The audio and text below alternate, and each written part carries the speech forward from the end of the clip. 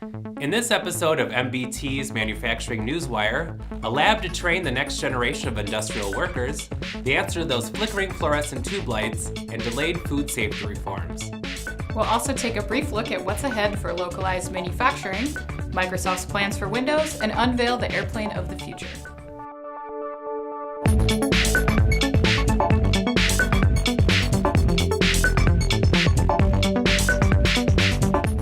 Welcome, we're your hosts, Anna Wells. And I'm John Minnick.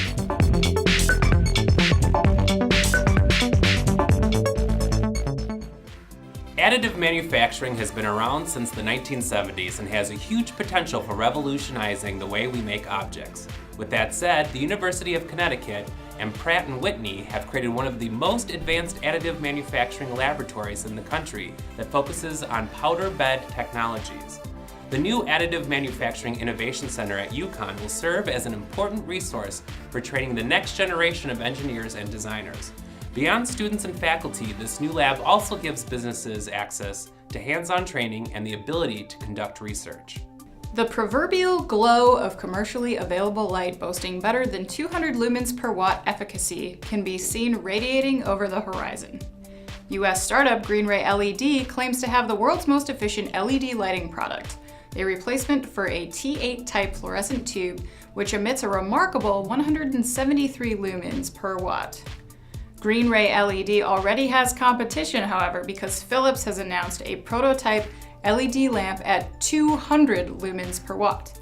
The prototype is also tube-shaped, which Philips calls T-LED.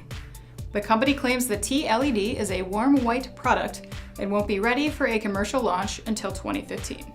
A federal judge is siding with two California advocacy groups in ruling that the FDA must set a new timetable to implement delayed food safety reforms. The case stems from the Food Safety and Modernization Act passed by Congress in 2011. The act created a sweeping set of rules that will allow the FDA to order recalls and make it easier to trace contaminated food. Congress mandated the FDA enact the new rules within 18 months, but the pending lawsuit alleges the agency failed to meet the deadlines and sued in 2012.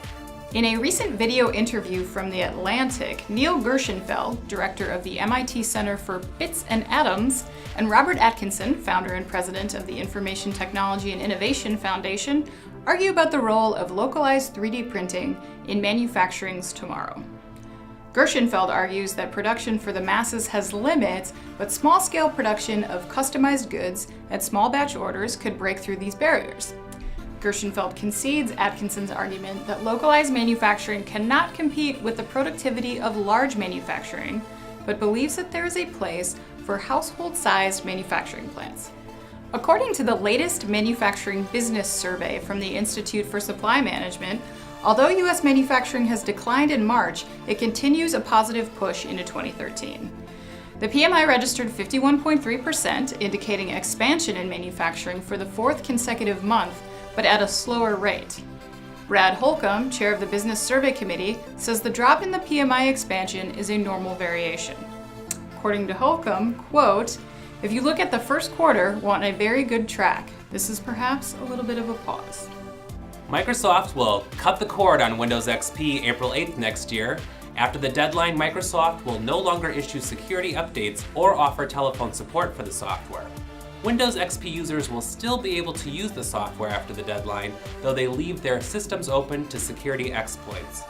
By the time XP is no more, there may already be another version of the OS newer than Windows 8. Microsoft is working on the next version of Windows, codenamed Blue, due out mid-2013.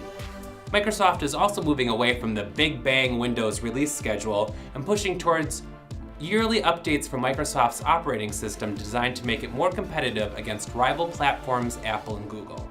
And finally, it's mission accomplished for the experimental X-48C aircraft. The distinctly shaped machine made the last of 30 flights as backers Boeing and NASA sought to show how well a blended wing body aircraft could perform.